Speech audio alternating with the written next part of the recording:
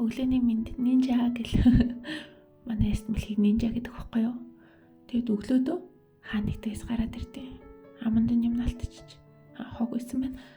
Тэгээд бусад юм тэжээвэр гэрэн тэжээмлэмтдийг бодвол бас ингэж яг хүнтэй харьцах нь арай юм бага штэ. Ингээд нохой муур зэрэгтэй бас яг ингэж тэд нар шиг гоё харьцаж чадахгүй ч гэсэн өөрийгөө хөрхи илэрхийлээд идэв. Өглөөдөө ядаж гарч ирээд ингэж цайгаа уучна.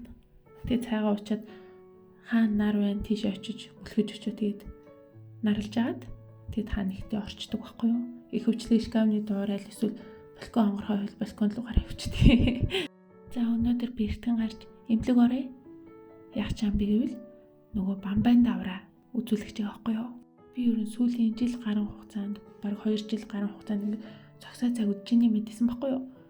Тэгээд намайг нөгөө давраа шалгуулахыг тэгээдсэн. Тэгэд би давраа үзүүлнэ гэхин би Бээжинд байхдаа нөгөө эмэгтэйчүүдийн даврын байх гэж ойлгоцсон байсан. Тэгэд эмэгтэйчүүдийн давраа үзүүлсэн чи хэвэн байна гэдгийгсэн. Тэгэд найзтай хэлсэн чи найз маань үгүй ээ бамбайн давар гэд өөр давар өгдیں۔ Тэгэд нэг эмнэлэг надад санал болгоод тийш очиж үзүүлээд үз. Тэр нь бол хүзүүн дээр өгдөг өөр давар өгдیں гэдгийгсэн. Тэгэд би өнөөдөр эмнэлэгт очиж шинжилгээ өгчлөө. Эхлээд нөгөө эхогоор хардсан маань яг ингээ хүзүүн дээр эхоны нөгөө аппарат гүйлгээд идэв штэ. Тэгээд ерөнхийдөө бамбайны бүтэц хэлбэр зэргийг үзт юм байлээ. Тэгэд минийх зүгээр ингийн байна, хэвэн байна гэдгсэн. Тэгээд дараа нь болохоор цуснаа шинжилгээ аваад даврын ерөн шинжилгээнүүд өгчихдээ билээ миний хэвэн гарсан. Тэгэхээр ер нь миний яг ингээд жин нэмээд байгаа маань бас яг давартай холбоогүй байна. Миний бодлоор ер нь ялцчгүй амьдралын буруу хөвшил, хооллолт буруу, тэгээд аль эсвэл орой унтах цагтаа хангалттай нойроо авч чаддаггүй ч юм уу. Ер нь тэрнээс л ер нь амьдралын буруу хөвшлээс л болсон байх. Ер нь ингээд давраа шалгуулад хэвэн гарсан гэдэг мэдчихээр за ер нь ингээд тархалтай чихийг шалтгач үлдэхгүй байгаа байхгүй юу. Тэгэхээр ялцчгүй хүнээс мэл болсон асуудал байна. Тэгээд өнөөдөр шинжилгээнүүдээ өгөө дэмжтэйгээ ингээд уулзаад нийт төлбөр нь 200 сая төгрөг гарсан. Одоо ер нь тэгээд Бээжин рүү буцаад яг амьдралын хэмнэлээ өөрчлөөд жингээ хасна гэдэг ахгүй. Би баг ингээд бичлэг хийж эхэлснээс хойш баг жил гарны хугацаанд ингээд жингээ хасна гэж худлаа яриад ингээд баг сонсдог хүмүүсийгээ баг дүжрөөж өг байхаа. Яа тэгвэл манай нөхөр намайг тэгээд байхгүй. Ингээд би жингээ хасна энэ төр гэтгэлэр нэг тоодгүй анхандаа нэг тоохгүй ч сүүл рүүгээ бүр ингээд миний өмнөөс санаа зовдөг болсон за. Баг дүжирсэн.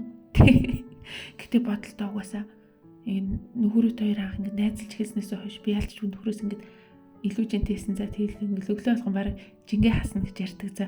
Ингэсээр хаад 10 жил өнгөрчих яваад та ёо. За өдөрхөн тийш ахындаа ирч цайцуулаа. Манай ахих дандаа мах чандаг байхгүй юу? Мах идэх амар дуртай хүмүүс ахгүй тий. Би бас дуртай болохоор танах өнөдөр ямар хоол хийх чинь гүт мах чанна гингүүт нь хүрээд ирчдэг байхгүй юу?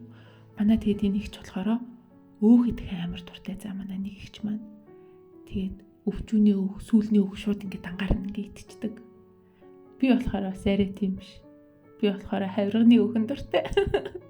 Өнөөдөр өөх тос гэснээс би өнөөдөр шинжилгээнд дээр өөх тосны шинжилгээ өгсөн шүү дээ. Би тэгээд угаасаа өөх тос маань амар хэвийн хэмжээнээс хамаагүй их байгаа гэдгсэн чинь бас хэвийн гарч байгаа байхгүй юу? Би тэгээд эмчээсээ гахаад асуусан чинь энэ өөх тос яг өөрөө чинь жинтэй холбоотой юм эсвэл яг ингээд би энд чинь гадна харагдаж байгаа тэр өөх тос биш юм аа. Дотор эрхтний өөхлөлт болон судасны юм өөхлөлт байдаг. Тэрийг хэлж байгаа. Тэгээд ерөнхийдөө ингээд жин чи хэвийн хэмжээнээс өндөр л байгаа хэмжээ чинь бол жингээ илүүдэлж гин дотор өөхөндөө нөлөөлж таарна. Тийм болохоор одооноос ер нь эрүүл хэвийн хоолттой байж эхлээрээ надад бас хоолтой зөвлөгөө өгсөн.